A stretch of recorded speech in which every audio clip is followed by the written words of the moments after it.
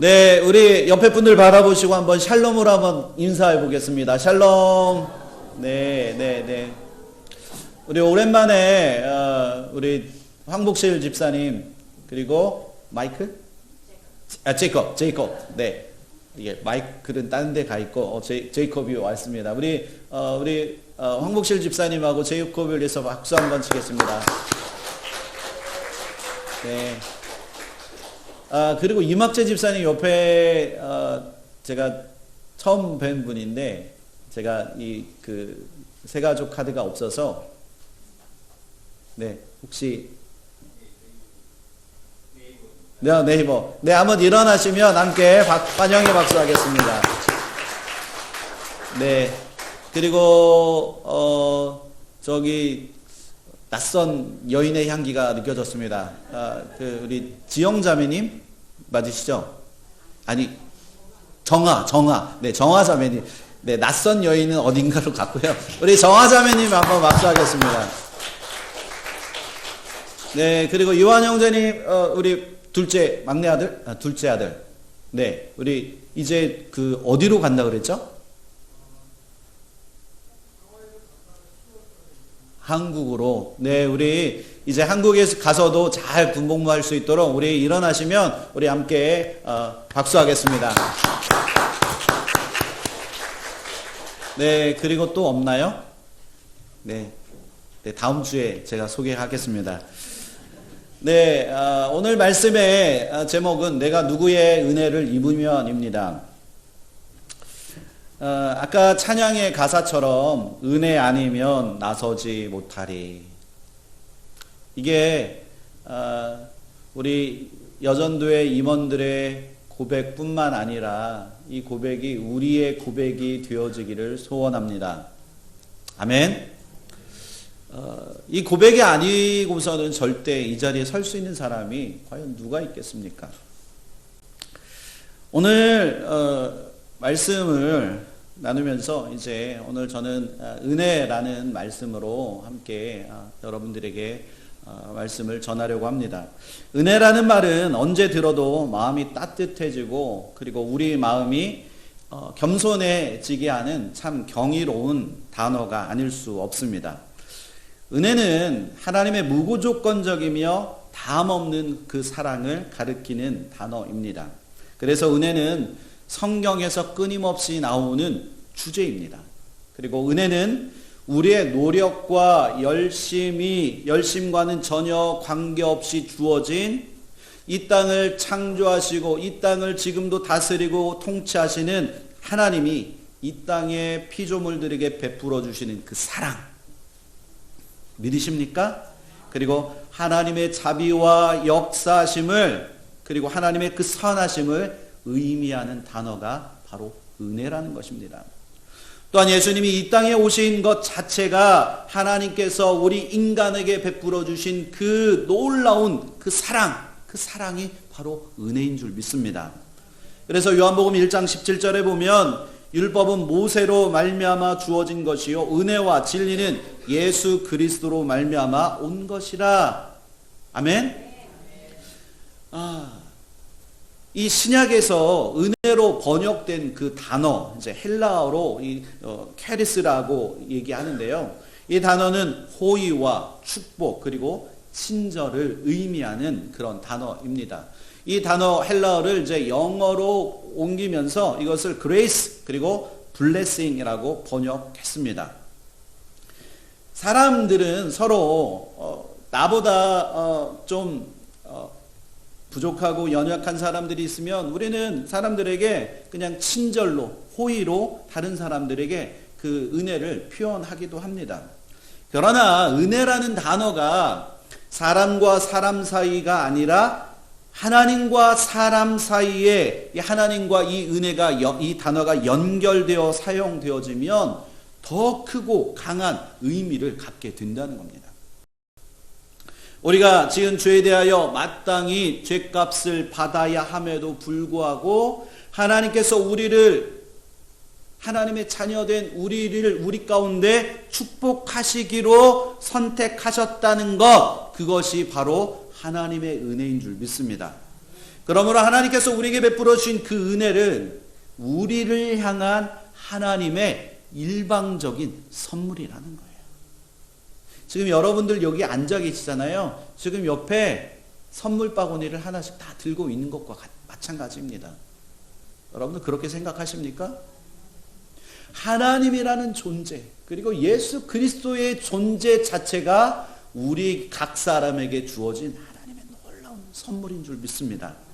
그래서 에베소서 2장 8절에 보면 너희는 그 은혜에 의하여 믿음으로 말미암아 구원을 받았으니 이것은 너희에게 난 것이 아니요 하나님의 선물이라. 우리가 하나님과 관계를 맺을 수 있는 것, 그것도 우리를 향한 하나님의 은혜 때문인 줄 믿습니다. 오늘 특별히 여전도의 헌신 예배로 드려집니다. 우리 여전도의 임원 한 사람 한 사람들의 그 자신의 그 삶을 하나님 앞에 올려드리고 앞으로 더 열심히 하나님만을 위해 그 자신의 삶을 살겠다라는 그 결심과 헌신이 오늘 이 예배에 담겨져 있다는 겁니다.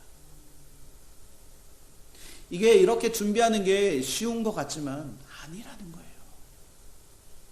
내가 임원들이 이것을 결정하고 결단하지 않으면 이 자리에 서서 찬양하고 이 자리에 나와서 이 일들을 감당하기가 결코 쉬운 일이 아니라는 겁니다. 그러나 주님 앞에 나와서 헌신하기로 다짐하고 결단하며 주님 앞에 나아갈 때 하나님께서 우리 사랑하는 여전도의 임원들과 이 자리에 함께한 여러분들의 삶을 하나님께서 선하게 인도해 주실 줄 믿습니다. 더 큰 하나님의 은혜를 저와 여러분들이 경험하시기를 소망합니다. 오늘 말씀해 보면 나오미와 룻이 이제 베들레헴으로 돌아왔을 때 보면 성경을 보면 아무것도 그들에게 나오미와 룻에게는 아무런 재산도 없었고 그들을 위해서 준비된 먹을거리조차도 하나도 없었습니다. 그래서 할 수 없이 룻은 이제 밖에 나가서 보리 이삭을 주어야 했습니다. 그런데 참 감사하게도 하나님께서 그녀를 위해서 룻을 위해서 재력이 그녀를 위해서 재력이 있는 만큼 마음도 넉넉한 사람 보아스를 오늘 말씀에 보면 예비해 두셨다는 겁니다. 하나님은 당신의 오묘한 섭리 가운데 이 두 사람을 서로 만나게 하셨고 그리고 대화를 나누게 하십니다. 이 모든 것이 하나님의 은혜요 하나님의 섭리인 줄 믿습니다. 오늘 이 자리에 나온 것 결코 그냥 나온 게 아니라는 거예요. 하나님께서 계획하시고 하나님께서 인도해 주셨기 때문에 지금 이 자리에 하나님의 선물 꾸러미를 가지고 이 자리에 앉을 수 있다는 겁니다. 믿으십니까? 우리가 하나님께 받은 그 은혜의 특징들이 있는데요. 첫 번째는 은혜는 전적으로 하나님의 주권과 하나님의 사랑으로 비롯되어지는 것이다. 그리고 이것을 우리는 하나님의 선물이라고 그렇게 표현합니다. 두 번째, 하나님의 은혜를 거부할 능력이 이곳에 앉아있는 그리고 이 땅에 존재하는 인간들에게는 결코 이것을 거부할 능력이 우리에게는 없다는 겁니다. 그리고 세 번째, 하나님의 은혜는 우리를 구속하신 예수 그리스도 안에서 완전하게 그리고 최종적으로 나타나 주셨다는 겁니다. 그래서 따라서 은혜는 예수 그리스도를 의미하고 그리고 예수 그리스도는 그 은혜 그 자체라고 말할 수 있다는 겁니다. 예수 그리스도 바로 그것이 은혜인 줄 믿습니다. 오늘 여기서 우리는 이 오늘 말씀을 통해서 그리스도의 모형인 보아스와 그리고 성도의 모형인 룻 사이의 만남이 어떻게 이루어지는지 오늘 말씀을 통해서 한번 보았으면 좋겠습니다. 그리고 룻을 향한 하나님의 그 뜻이 무엇인지 그리고 하나님께서 룻에게 베풀어 주신 그 은혜가 무엇인지 오늘 말씀을 통해서 한번 살펴보겠습니다. 자, 우리 첫 번째 우리 한번 읽어보실까요? 시작. 아멘. 하나님의 은혜는 어떻게 한다고요? 우리가 예수 그리스도를 만나게 해준다는 거예요. 1절에 보면 2장 1절에 보면 우리 2장 1절 나오미의 남편 엘리멜렉의 친족으로 유력한 자가 있으니 그의 이름은 보아스더라. 이 1절에서 보아스를 지금 뭐라고 부르고 있습니까? 유력한 자라고 그렇게 부르고 있습니다. 이 유력한 자라는 그 재산을 많이 소유한 자, 이것을 쉽게 말하면 부자였다는 거예요. 부자. 근데 그 당시에 땅과 밭을 많이 가진 사람들을 옛날 유럽 지역에서 그런 성주나 이런 사람들을 부를 때 우리는 지주나 영주라고 그렇게 지칭합니다. 오늘 본문에 등장하는 보아스라는 그 이름의 뜻, 그것은 바로 그에게는 힘이 있다. 보아스의 이름에 그 뜻이 있다는 거예요. 보아스의 이름에 그에게는 뜻이 있다라는 그 뜻의 의미가 그 안에 내포되어 있다는 겁니다. 자, 보아스는 그래서 무엇보다도 이 자신의 이름처럼 힘이 있는 자, 더불어 능력이 있는 자라는 거예요. 룻기 전체를 통해서 보면 보아스는 능력이 있고 그리고 완전한 자로 성경에서 그를 그렇게 해석하고 그렇게 말씀하고 있습니다. 남편과 두 아들 그리고 모든 것을 잃어버린 그 나오미와 이방 여인이었던 그 룻을 구원하기 위해서는 자기들과 같은 동일한 처지에 있는 사람이 아니라 자신들을 이 사람을 룻과 나오미를 구원할 자는 바로 능력 있는 자여야 한다는 것을 오늘 말씀을 통해서 보여주고 있다는 거예요. 이처럼 죄와 낭망에 빠진 인류를 구원할 자는 바로 능력이 많으신 분이어야 합니다. 인류의 구원은 말이나 어떤 철학, 내가 좀 많이 갖고 있어, 이런 철학으로 되는 것이 결코 아니라는 겁니다. 그래서 고린도전서 4장 20절에 보면 하나님의 나라는 말에 있지 않고 뭐라고요? 오직 능력에 있음이라. 아멘. 자, 구주는 인류를 사탄에서 건져낼 힘이 있는 자여야만 합니다.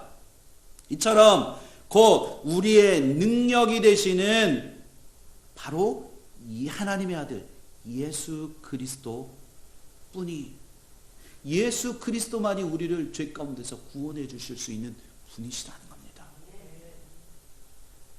예수 그리스도 안에 참된 구원의 능력이 있습니다. 구원을 이루실 분, 우리가 빠져 있는 그 죄 가운데서 우리를 구원해 주실 분은 오직 천지를 지으신 우리 주 예수 그리스도 뿐이십니다. 예수님은 직접 죽은 자들을 부활하심으로 인해서 생명의 주요 부활의 주님이심을 우리에게 친히 다 보여주셨습니다. 그리고 하나님의 아들 예수 그리스도를 믿는 자는 모든 자들에게, 예수님을 믿는 자들에게 영원한 생명을 허락해 주셨다는 것을 우리는 다 알고 있습니다. 이와 마찬가지로 하나님의 은혜는 우리의 구원자 되신 예수 그리스도를 만나게 해 주신다는 겁니다. 더불어 우리에게 영생을 허락해 주실 줄 믿습니다. 룻기 2장 2절에 보면 모압 여인 룻이 나오미에게 이르되 원하건대 내가 밭으로 가서 내가 누구에게 은혜를 입으면 그를 따라서 이삭을 죽겠나이다. 나오미가 그에게 이르되 내 딸아 갈지어다, 내 딸아 갈지어다, 그렇게 말합니다. 룻은 나오미를 따라 베들레헴 온 후에 이삭을 이제 주우러 나갔습니다. 밖으로 나갔습니다. 왜냐하면 그녀의 어머니 나오미가 밖으로 나가서 이 이삭을 줍지 않으면 살아갈 방법이 없었기 때문입니다.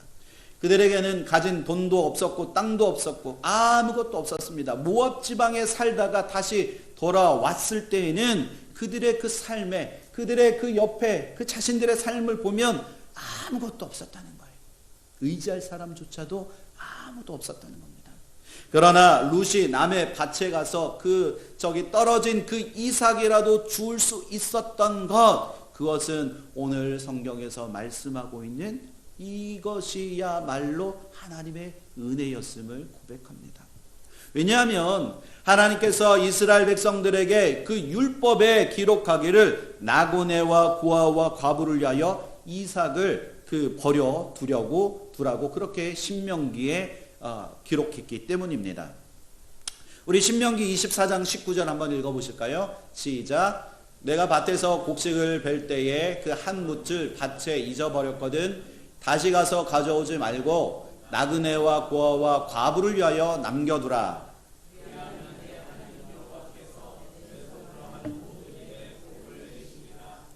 아멘.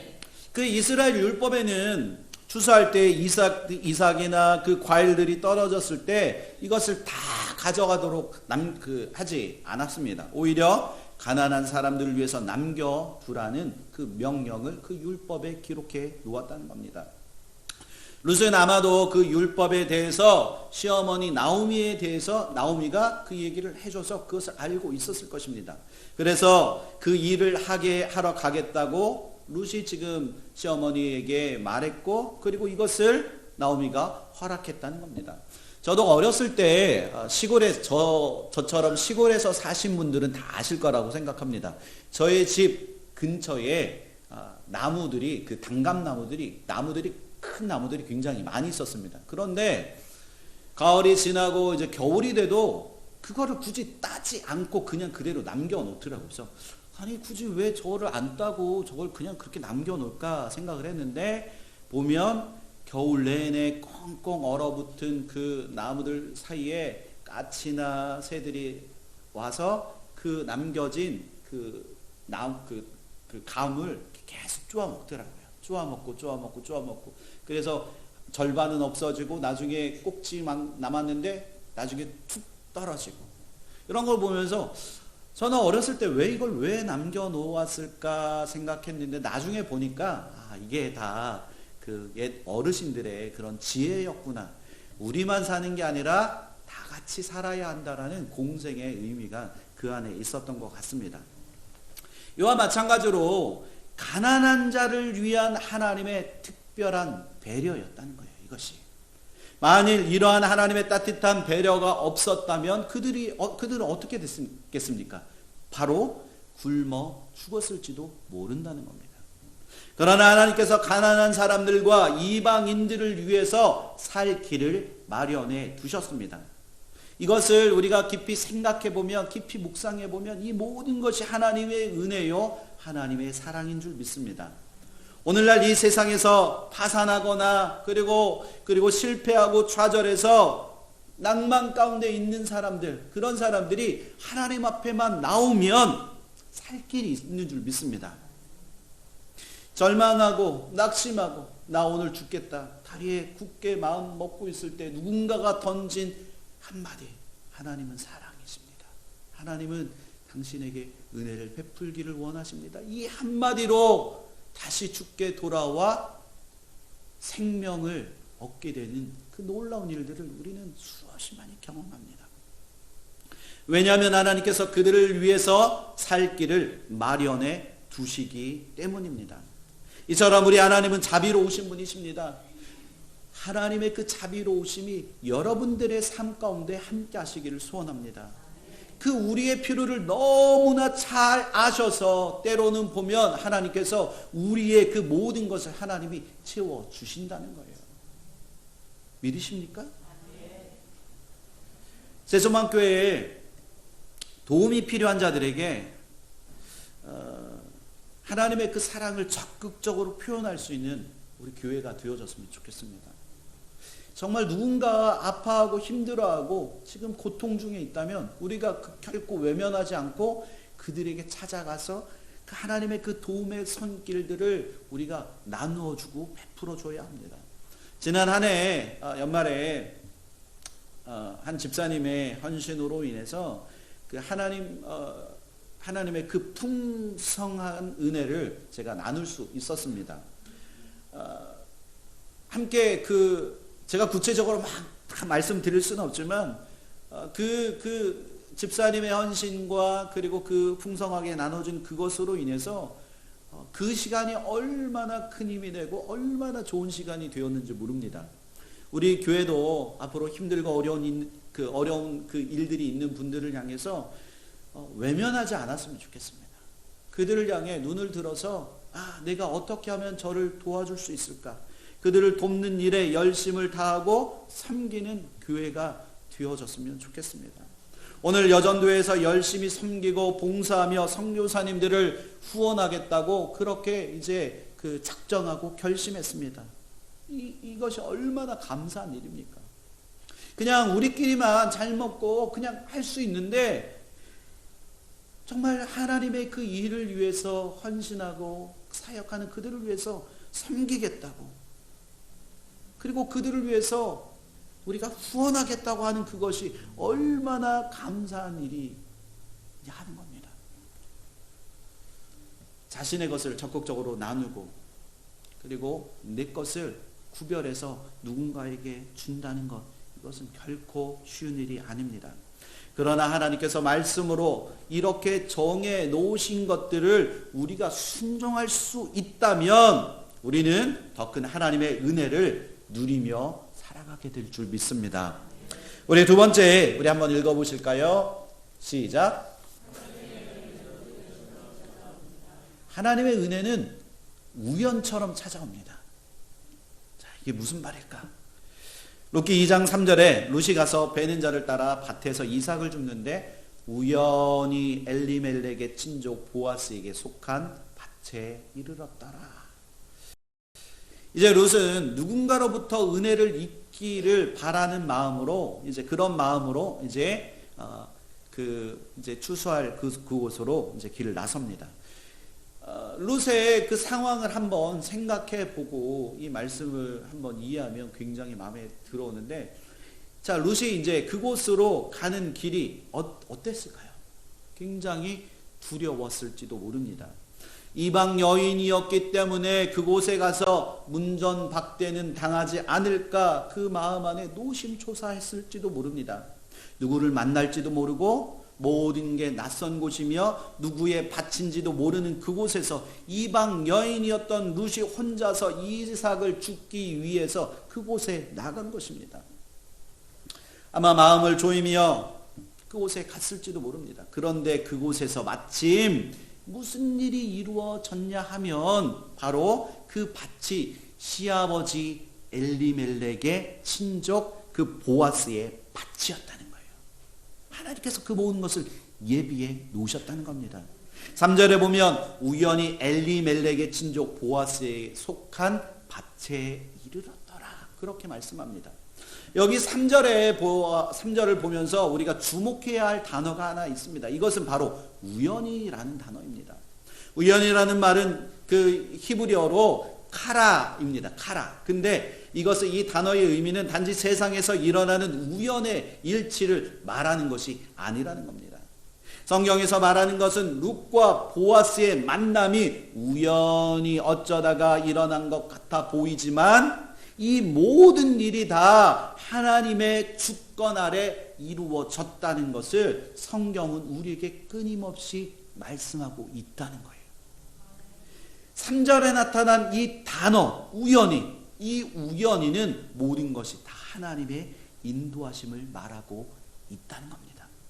이만큼 결코 우연히 된 일이 아님을 분명하게 강조하고 있습니다. 룻이 많고 많은 밭 중에 하필 보아스의 밭으로 들어간 그날, 보아스가 그 밭으로 때마침 딱 들어왔다는 거예요. 4절에 보면 마침이라고 되어 있는데 그 마치 보아스가 룻을 기다리기라도 한 것처럼 절묘한 타이밍에 두 사람이 어떻게 됐다고요? 딱 만났다는 거예요. 저도 10년 동안 루빌에 있으면서 미국에 있는 교회, 한국에 있는 교회 얼마나 많이 있겠습니까? 그런데 하나님께서 이곳 인디아나가 아니라 카멜에 있는 교회, 이 세수만 교회로 저를 불러주신 것, 이것도 결코 우연이 아니라는 겁니다. 저기 10년 동안 저하고 같이 있었던 저희 집사님이 그것을 아실 겁니다. 그런데 집사님도 이 많고 많은 그 교회 중에 이곳에 와서 지금 여기서 같이 예배 드리고 있다는 거예요. 이것이 결코 우연이라고 우리가 어찌 이야기할 수 있겠습니까? 이 두 사람의 만남이 우연인 것 같지만 우연이 아닙니다. 우주 만물을 통치하시고 다스리는 분이신 그 하나님에게 있어서는 우연이라는 있을 수 없는 일입니다. 다만 사람의 눈으로 그렇게 보기 때문에 마치 우연처럼 보여지는 것뿐이라는 겁니다. 왜냐하면 우리가 겪는 모든 일들의 그 상황을 우리는 잘 알지 못하기 때문입니다. 어떻게 해서 일이 그렇게 되었는지 우리가 알지 못하기 때문에 사람의 눈에는 그것이 마치 갑자기 닥쳐오는 일처럼 우리가 그렇게 보여지기도 하고, 그리고 묘하게 맞아떨어지는 것처럼 보일 수도 있다는 겁니다. 그런데 하나님의 자녀들에게는 어쩌면 그것이 우연히도 딱 맞아떨어지는 것인지. 여러분들, 저뿐만이 아니라 여러분들도 이와 같은 수많은 우연의 일치를 경험하고 계실 거라고 생각합니다. 어쩜 이렇게 많은 일들이 일어나는지, 이 모든 것이 다 하나님의 계획하심이요, 하나님께서 우리에게 은혜를 주시기 위한 하나님의 방법임을 우리가 알아야 한다는 겁니다. 그래서 로마서 8장 28절에 우리가 알거니와 하나님을 사랑하는 자 곧 그의 뜻대로 부르심을 입은 자들에게는 모든 것이 어떻게 된다고요? 합력하여 선을 이룬다 라고 그렇게 기록하고 있습니다. 모든 것이 합력하여 선을 이룬다는 것, 그것은 하나님께서 만물로 하여금 모든 것을 다 선을 위하여, 악한 것을 위하여가 아니라 선을 위하여 하나님의 뜻을 위해 역사하도록 그 모든 것을 준비해 놓으셨다는 겁니다. 그래서 하나님, 우리의 만남조차 하나님께서 베풀어 주신 가장 좋은 만남임을 여러분들 기억하시기를 소망합니다. 우리 옆에 분들 한번 인사했으면 좋겠습니다. 옆에 만나주셔서 감사합니다. 네, 만나주셔서 감사합니다. 네, 우리는 그 당시에는 잘 몰랐는데 이 몰랐던 일들이 나중에 시간이 흘러서 그게 왜 이렇게 됐는지를 우리가 딱 되돌아보면, 우리 앞에 펼쳐진 일들을 딱 보고 있으면 그것을 그리고 또 이해하면 소름 끼치도록 정확하게 하나님께서 그 모든 것을 인도해 주셨음을 우리는 경험합니다. 그렇죠? 이 모든 것이 하나님께서 인도하시고 그리고 가장 선한 길로 인도해 주신 결과인 줄 믿습니다. 그렇다면 여러분들의 삶 속에서 하나님의 그 우연을 얼마나 많이 경험하고 그리고 그 하나님의 우연을 경험하고 살고 계십니까? 지금까지 지내온 것 다 주님의 크신 은혜라. 여러분들 그렇게 고백하며 사십니까? 지금까지 지내온 것, 하나님이 우리의 삶의 땜에 맞춰 기가 막히게 베풀어 주신 주님의 은혜였다고 여러분들 그렇게 고백할 수 있으십니까? 그 은혜에 감사하면서 주님의 그 사랑을 베푸시는 저와 여러분들 되시기를 예수 그리스도의 이름으로 축원합니다. 오늘 이 세수문교회에 나와서 함께 예배하는 이 모든 것조차도 하나님께서 계획하신 계획이고 하나님께서 우리를 인도해 주신 그 인도하심을 여러분들 믿으시기를 소망합니다. 마지막으로 세 번째, 하나님의 은혜는 하나님을 경험하게 합니다. 우리 2장 4절 우리 한번 읽어보실까요? 시작.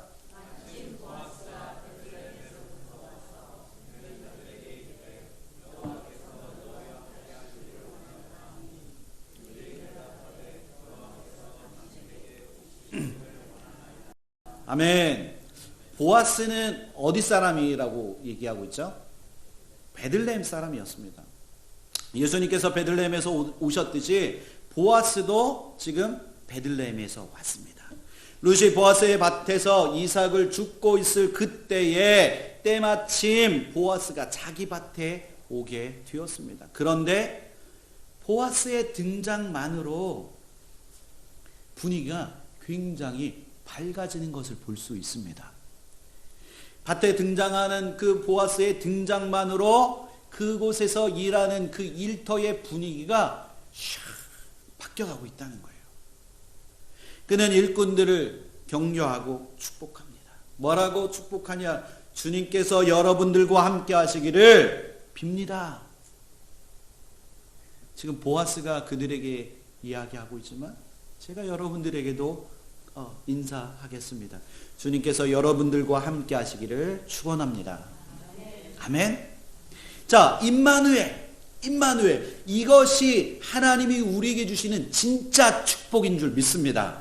하나님이 우리의 삶 속에 늘 함께 하시는 것, 그것이 우리에게 가장 큰 축복인 줄 믿습니다. 자, 우리가 어디에 갔을 때 내가 딱 가면 갑자기 야야 조용히 이런 분위기가 연출이 된다면 우리도 우리의 삶을 한번 되돌아 봐야 할 거라고 생각합니다. 내가 딱 가면 사람들이 야 안녕 진짜 잘 왔어 이렇게 우리의 그 삶을 바꿔가는 것, 그리고 내가 그곳에 도착하면서 사람들에게 축복하는 삶, 이런 삶을 우리가 살아냈으면 좋겠습니다. 자, 보아스의 이러한 축복의 말씀으로 그곳에 함께한 많은 사람들에게 지금 문안을 지금 빌어주는데요. 이제 보아스의 축복을 듣고 그곳에 함께한 일꾼들도 마찬가지로 지금 그 보아스의 인사에 화답을 하는데 뭐라고 화답하냐? 여호와께서 당신에게 어떻게 한다고요? 복 주시기를 원하나이다. 아멘. 우리 그러면 제가 한번 인사해 볼 테니까 여러분도 저에게 한번 해볼까요? 지금 사환에게 간청하고 있습니다. 룻은 율법의 근거에서 이삭을 주울 수 있는 권리가 있다고 자기가 그 사환들에게 가서 주장할 수도 있었지만 룻은 그렇게 하지 않았다는 거예요. 이방 여자인 주제에 율법의 그 권리를 주장하는 것, 그것은 그 옆에 일하는 사람들이 보기에는 너무나 우스운 일일 수도 있고, 설령 그가 그렇게 주장한다 하더라도 일꾼들이 룻의 그 간청을 무시하고 그냥 내쫓아버리면 그냥 어찌할 도리가 없었던 그런 상황이었다는 겁니다. 그래서 룻은 일꾼들에게 자기가 이 이삭을 줄 수 있게 해달라고 사비를 구하고 겸손하게 간청하였다는 겁니다. 또한 일꾼들이 룻에 대하여 평가하기를 뭐라고 말하냐면 아침부터 와서는 잠시 집에서 쉰 외에 지금까지 계속 하고 있다고 그렇게 사환들이 그렇게 고백합니다. 이것은 바로 룻의 부지런함을 나타내고 있습니다. 부지런함, 이것은 굉장히 중요한 덕목 중에 하나입니다.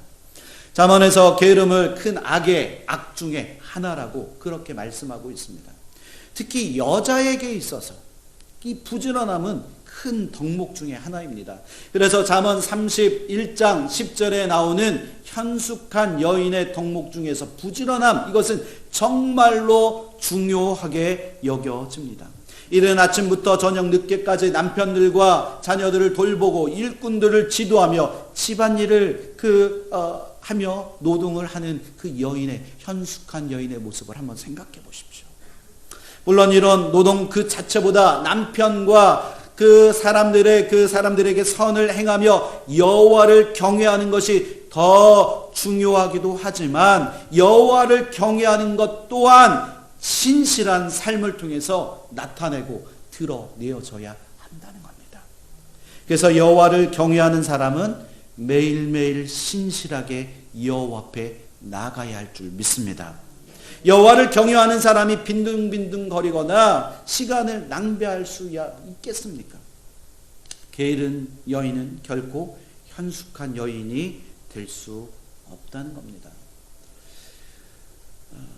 오늘 특별히 여전도의 환생 예배를 맞이해서 저는 여전도에 그리고 이곳에 함께한 우리 여전도의 성도님들께 묻고 싶습니다.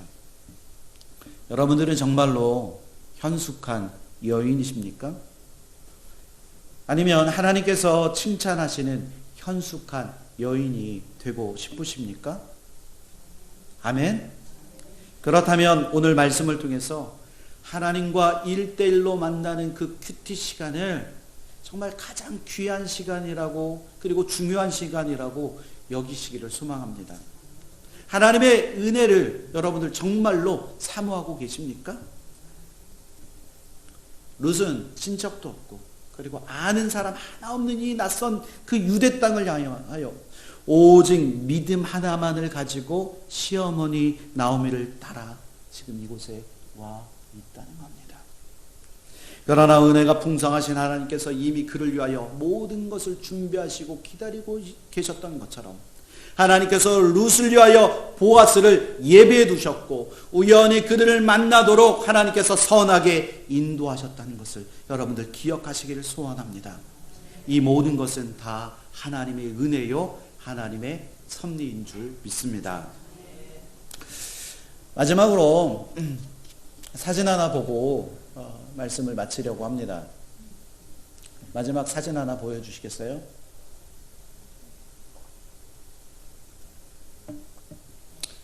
소혜자매님 사진입니다.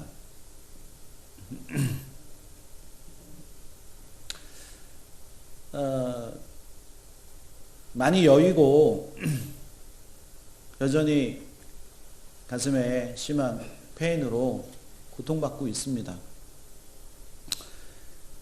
몇 번이고 사진을 좀 찍어드리고 싶었는데 계속 거부하더라고요. 근데 이날은 거부하지 않으시고 그냥 단체 사진도 찍고 같이 사진도 찍고 그랬는데 저는 이 사진을 보고 또 보고 또 보면서 제가 생각한 게 있습니다. 세상에서 가장 아름다운 사진, 세상에서 가장 은혜가 충만한 자의 모습이라고 생각이 들었습니다. 소혜자매님과 어떤 얘기를 하면 1년 전과 대화를 나눴던 그 대화와 1년이 지나고 지금 죽음의 사선의 경계에 서 있을 때 지금 나누는 대화가 완전히 달라졌다는 겁니다. 비록 얼굴은 많이 여이고 살이 빠지고 다리는 부어서 제대로 걸을 수도 없지만 하나님의 은혜가 너무 커서 살 소망이 생기고 다시 교회에 나가겠다는, 빨리 일어나서 교회에 가겠다라는 그 결심을 하는 수혜자매의 그 모습이 저는 가장 이 세상에서 그 누구보다도 은혜 받은 자의 얼굴이었습니다. 인간의 눈으로 바라보면 결코 너무 보잘것없는 사람이잖아요. 결국 얼굴이 너무 힘들어 보이잖아요. 그런데 은혜라는 그 프리즘으로, 안경으로 은혜를 딱 끼워보면 이 모습이 가장 하나님이 우리에게 베풀어 주신 가장 큰 은혜의 모습인 줄 믿습니다. 저는 여러분들의 삶이 이런 은혜가 있기를 소원합니다. 지금 바라보고 지금 걸어가는 그 삶 가운데 어려움이 있습니까? 고난이 있습니까? 환난이 있습니까? 오직 하나님의 은혜만을 생각하시고 하나님의 은혜로 하루하루를 살아가시는 저와 여러분들 되시기를 예수 그리스도의 이름으로 축원합니다. 기도하겠습니다. 하나님, 이 모든 것이 오직 주님의 은혜이고 주님의 사랑임을 믿음으로 고백합니다. 지금까지 우리가 하나님의 사랑을 알지 못하고 깨닫지 못했다면 하나님, 우리가 먼저 하나님께서 베풀어 주신 그 사랑을 깨달아 알게 하여 주옵소서. 그래서 하나님께서 주신 그 은혜로 말미암아 우리의 삶이 더욱더 행복하게 하여 주시고 믿음과 용기를 가지고 하나님 앞에 나아갈 수 있는 힘과 담력을 얻게 하여 주옵소서. 어떤 어려움과 환난이 닥쳐온다 할지라도 결국 우리가 두려워하지 않을 것은 하나님께서 우리의 삶 가운데 늘 은혜로 인도해 주심을 믿습니다. 하나님과 함께 할 때 그 은혜가 있게 하시고 하나님의 말씀으로 세워져 가는 저희들 되게 하여 주옵소서. 예수 그리스도의 이름으로 감사하며 기도합니다.